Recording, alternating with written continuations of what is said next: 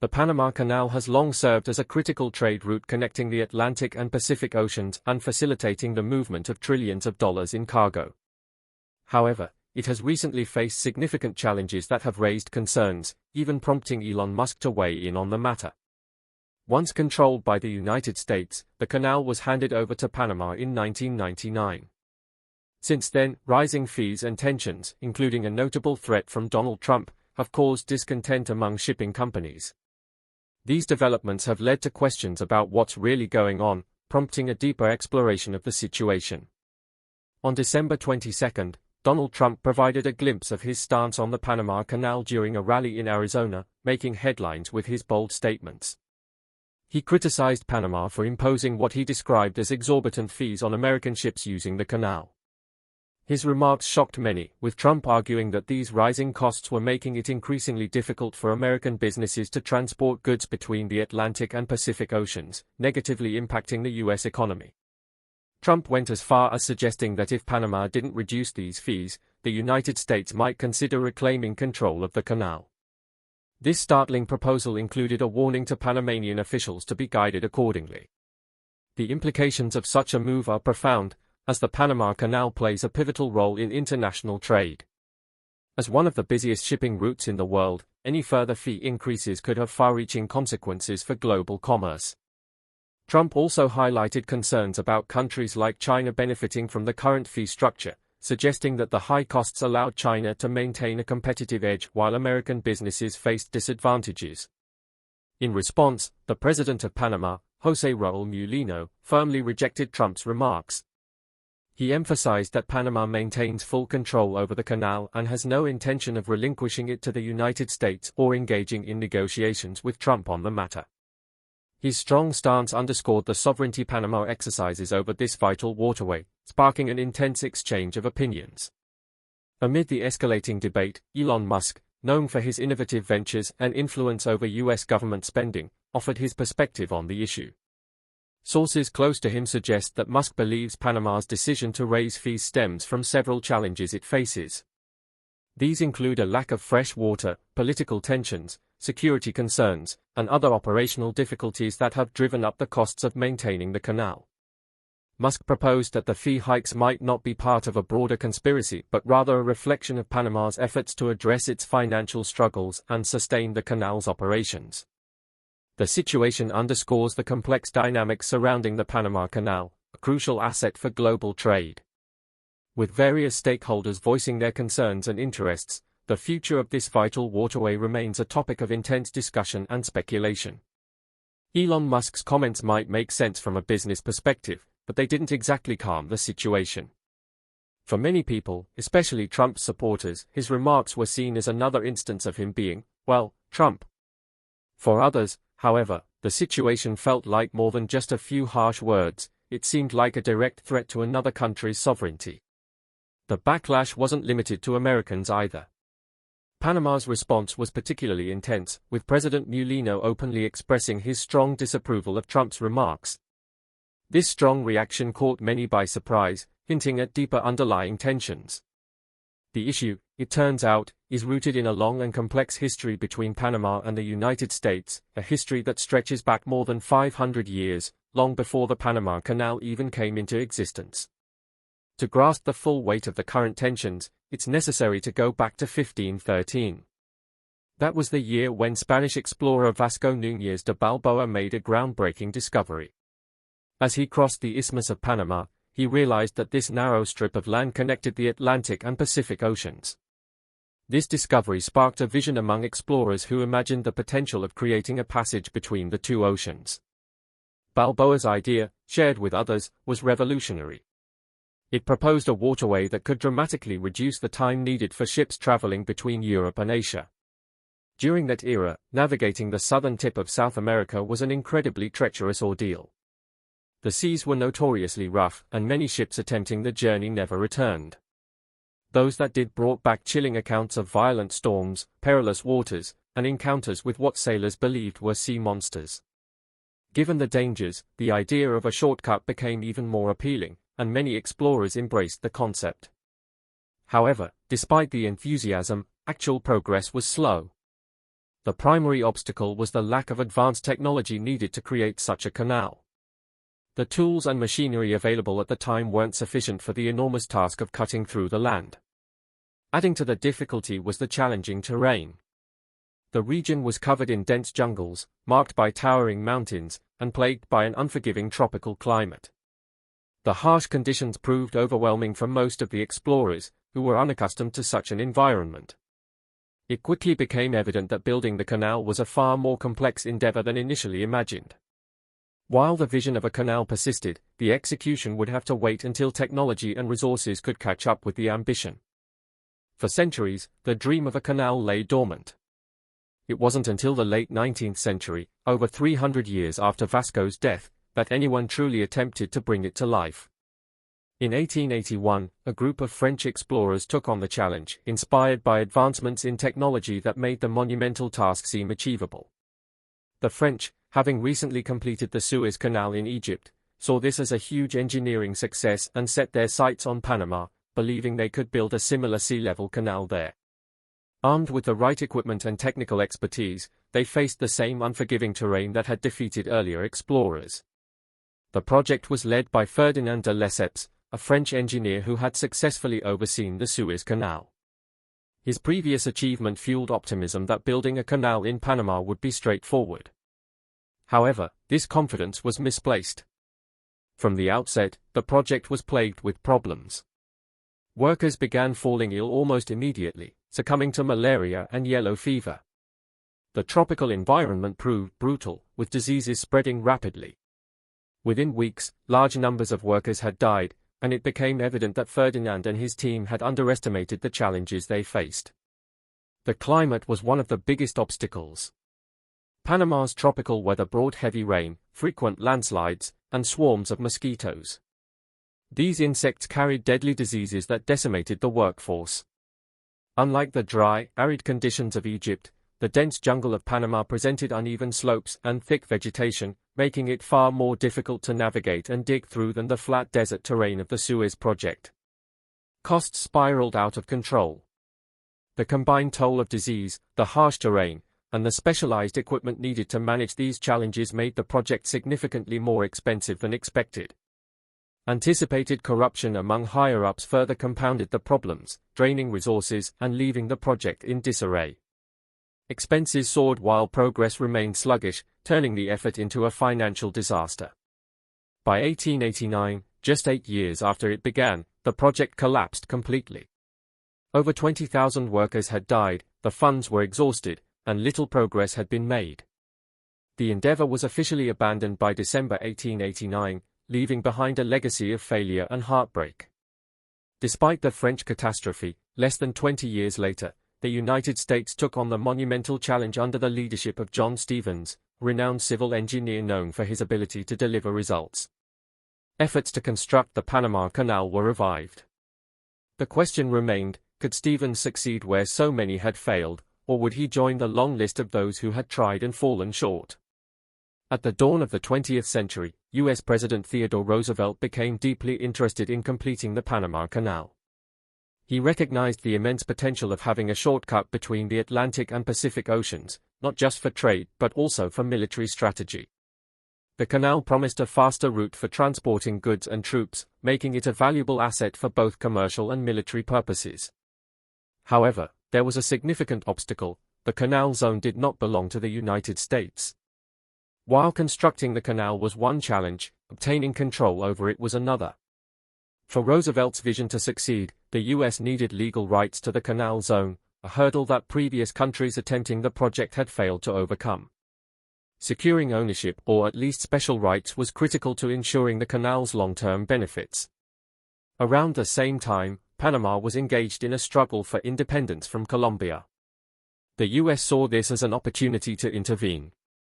Panama's independence movement faced significant challenges, and Roosevelt believed that supporting it could result in a mutually beneficial outcome. In 1903, the U.S. provided political and financial backing to Panama's independence efforts. With this support, Panama agreed to sign a treaty granting the U.S. control over the canal zone. This agreement effectively gave the United States the authority to build and manage the canal in exchange for financial aid. The treaty was signed in 1903, and by 1904, construction of the canal was underway. This time, however, the French were no longer in charge. The United States took over the project and brought in John Stevens, an American civil engineer known for his exceptional management skills and ability to handle large-scale projects under pressure. John Stevens approached the project with lessons learned from past failures, particularly those of Ferdinand de Lesseps and his French team. Rather than immediately focusing on physical excavation, Stevens prioritized the well-being of his workforce, understanding that a healthy workforce was essential for success. He ensured that workers had decent housing, proper sanitation, and access to medical care. Diseases such as malaria and yellow fever had devastated the French workforce in earlier attempts, and Stevens was determined to prevent a similar outcome. He enlisted top medical professionals from the U.S. military to manage health risks and control the spread of diseases, creating a safer and more productive environment for the project to progress. Stevens wasn't solely focused on the well-being of the workers, he also recognized the immense challenge of constructing a sea-level canal in such difficult terrain. The landscape was characterized by steep slopes and deep valleys, making it an incredibly expensive and time-consuming endeavor to level it all out. Acknowledging these challenges, Stevens and his team of engineers made a pivotal decision to abandon the idea of a sea-level canal, which the French had previously attempted. Instead, they opted to build a lock-based system. This innovative approach involved lifting ships to a higher elevation at one point of the canal and lowering them back down at another, effectively bypassing the need to excavate through the steep hills. By leveraging the natural features of the land, this lock system not only reduced costs but also streamlined the construction process. Although it was still a demanding task, it was undoubtedly a more practical solution than previous efforts. By 1906, the project had made significant progress, but there was still an enormous amount of work to be done. However, the challenges were far from over. Tensions began to rise between Stevens and the U.S. government, particularly with President Theodore Roosevelt. Initially, the administration had been highly supportive, providing the necessary resources and backing to launch the project. But by the end of the year, this support appeared to shift into interference. Reports suggest that Roosevelt pressured Stevens to hire a contractor he distrusted, while others indicate the president was dissatisfied with some of Stevens' recent decisions regarding the project's management. Regardless of the reasons, the relationship between Stevens and the government was visibly deteriorating. The breaking point came when Stevens, already under immense pressure and dealing with the relentless strain of managing such a massive project in harsh conditions, fell ill due to stress. This provided the U.S. The government had an opportunity to replace him, however. Stevens preempted their move by resigning in 1907, stepping down as chief engineer and passing the leadership to George Washington Goethals. When George Washington Goethals assumed control of the Panama Canal project, many anticipated a fresh perspective and a shift in direction. However, Goethals largely continued the work that Stevens had initiated. He and his team employed the same methods, such as using steam shovels and dynamite, to tackle the challenging Culebra Cut, one of the most difficult sections of the canal. Despite these efforts, the task was far from easy. The terrain was treacherous, and even with advanced excavation techniques, they faced persistent setbacks due to equipment failures and the monumental challenge of moving vast amounts of earth. Despite the measures Stevens and Goethals implemented to combat disease, such as assembling top-tier medical teams to fight yellow fever, the health conditions for workers remained dire. Nearly 5,000 workers lost their lives to yellow fever and malaria during the project. In addition to the disease, landslides and adverse weather conditions frequently disrupted progress. Workers would spend weeks carving out sections of the canal, only for a minor rainfall to undo their efforts by filling the excavated areas with mud. The setbacks were disheartening, but Goethals and his team remained steadfast and refused to give up. They kept pushing forward, determined to make that 500-year-old dream of a canal connecting the Atlantic and Pacific a reality. Finally, after a decade of struggles, setbacks, and unimaginable challenges, the Panama Canal was completed on August 15, 1914. The SS Ancon, a U.S. cargo ship, became the first vessel to officially pass through the canal. This moment was monumental, not just for the U.S. but also for Panama. The canal was going to change everything. Before the canal, moving between the Atlantic and Pacific took about 2 months, an absolute nightmare for trade and military operations. With the canal now in place, it only took about 8 hours to travel between the two oceans. That was a massive difference, giving the US a significant advantage in both commerce and military strategy. What made this achievement even more remarkable was the diversity of the workforce. Workers came from all over the world, including experienced laborers from the Caribbean, uniting to make the canal a reality. It wasn't just an American achievement, it was a global effort. From the moment the Panama Canal opened, it was under US control. The United States didn't just have authority over the canal itself, they owned the entire area surrounding it, giving them a major strategic advantage. President Theodore Roosevelt had seen the canal as a vital piece of military infrastructure, especially as global tensions began to rise and World War I loomed on the horizon. The US military quickly recognized the canal's importance and used it as a vital shipping route to transport supplies for the war effort. Even after the war ended, the US maintained control of the canal zone. The canal was essential not just for military purposes but also for trade. Over the years, the US continued to invest in its infrastructure, making improvements to accommodate larger ships, including the massive Seawise Giant, which, despite its size, never actually passed through the canal. Nevertheless, countries from all over the world were eager to use the canal as it made shipping between the Atlantic and Pacific much faster and more efficient. Due to its strategic location and high traffic, Panama benefited significantly from the US presence. They received generous compensation from the United States for allowing control of the area. For decades, the US held sovereignty over the canal and its surrounding region, but this arrangement was not destined to last forever. In the 1960s and 1970s, Panama began to challenge US control, and the situation took a significant turn when Omar Torrijos became president. Omar was not a typical politician. He deeply loved his country and was prepared to fight for Panama's sovereignty no matter the cost. He believed Panama should have full control over its land, which meant ending the Hay-Buenaventura Treaty that had granted the US ownership of the canal zone in exchange for financial compensation.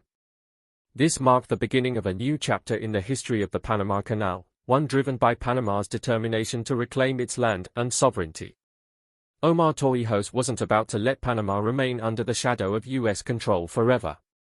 He and his people were determined to gain complete sovereignty over every inch of their land, including the Panama Canal, a massive symbol of American influence.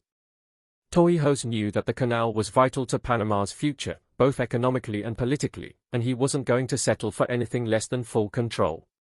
Starting in the late 60s and into the early 70s, Omar Torrijos began some pretty intense negotiations with US President Richard Nixon. To say the talks were tense would be an understatement. Both sides had strong feelings about the canal and its strategic importance.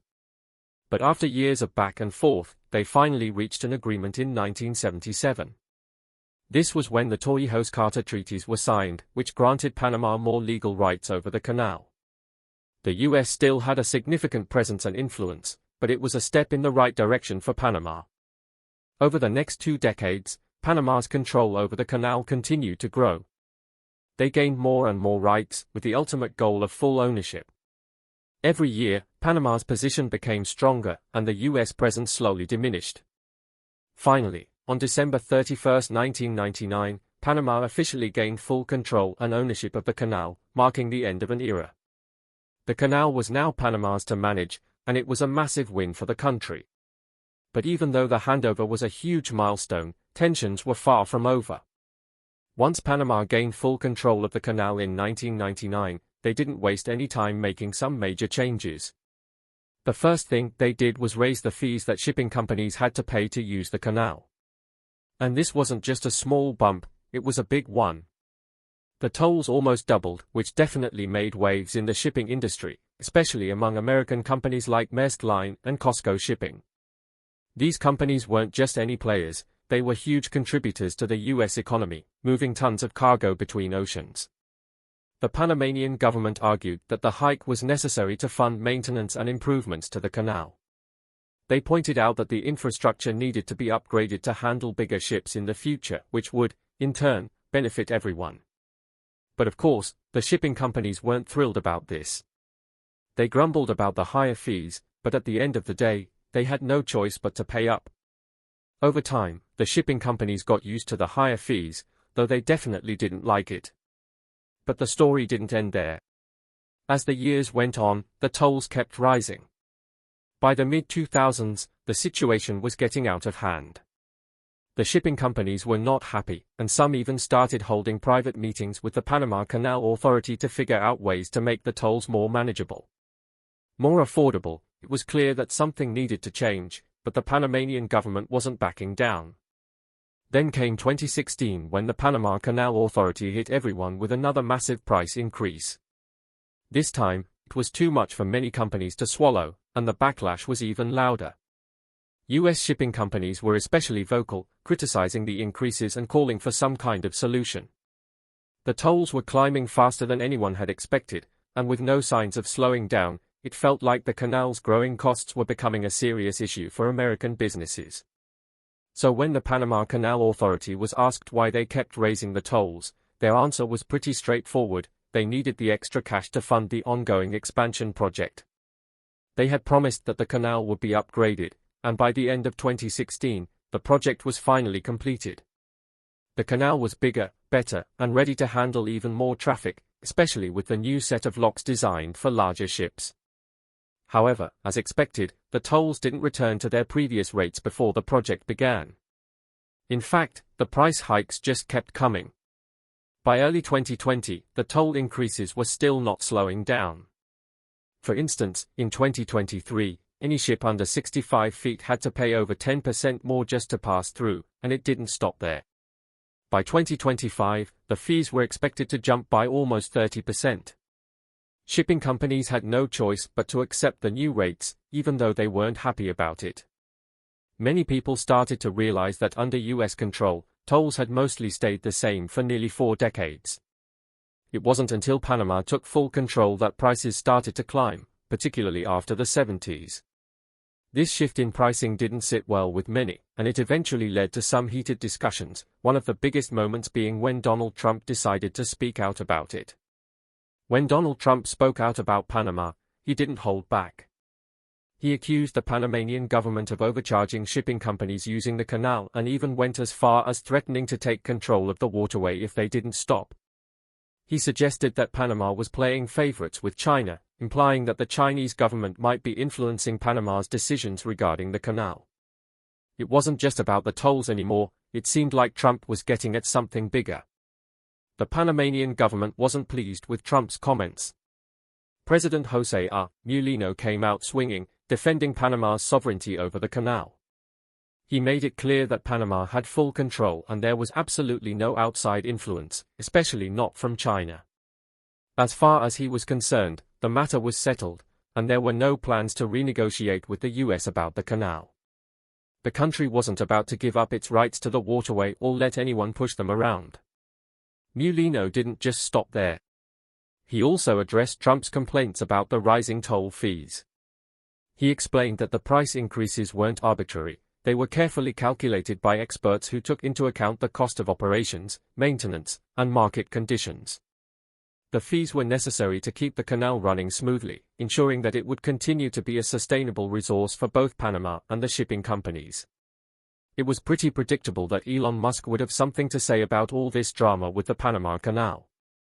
As the head of the Department of Government Efficiency, it's his job to look into issues like these and make sure everything is running as smoothly and efficiently as possible. So after taking a deep dive into the situation from both sides, Elon didn't hold back. According to him, things have been a bit of a mess for the Panama Canal in recent years. Compared to how things were back in the 60s, the canal has been dealing with serious environmental issues like water shortages and droughts. This has made it harder for big ships to get through, and things only got worse in 2019. That's when the dry season lasted much longer than expected, with almost no rain. With the climate looking like it's only going to get more unpredictable, the Panama Canal Authority had to find new ways to keep things running. But these adjustments, while necessary, made everything slower, which in turn made the canal harder and more expensive to maintain. The longer ships took to pass through, the more stress it put on the locks, which were already starting to wear out faster. But it wasn't just the weather causing problems. The pandemic in 2020 threw a huge wrench into things as well. With countries closing borders and factories shutting down, goods were stuck in limbo, meaning way less revenue was flowing into the canal. Even now, the canal is still feeling the effects of that slowdown. To make up for the lost revenue, they've had to increase tolls, and it looks like they'll keep going up for the foreseeable future. The problem with this, Elon pointed out, is that the canal's infrastructure is getting old. Over half of it is more than 100 years old. Sure, they've made some upgrades and expansions since 2016, but they are just putting a band-aid on the bigger issues. The canal is still running on infrastructure that wasn't built to handle modern traffic, and the situation isn't getting any better. To really future-proof the canal, they'd need some serious upgrades, but that would cost a fortune. And if they decide to fund those upgrades by jacking up tolls even more, shipping companies are going to bail. Already, the price hikes have been getting complaints from companies, including American giants like MK Line and Costco Shipping. Elon's worried that if the canal keeps raising fees, fewer and fewer companies will be willing to pay. And even if they had the money to fix everything, the process would take years, just like it did when the canal was originally built. It took about a decade back then, and even with today's technology, it would still take a long time.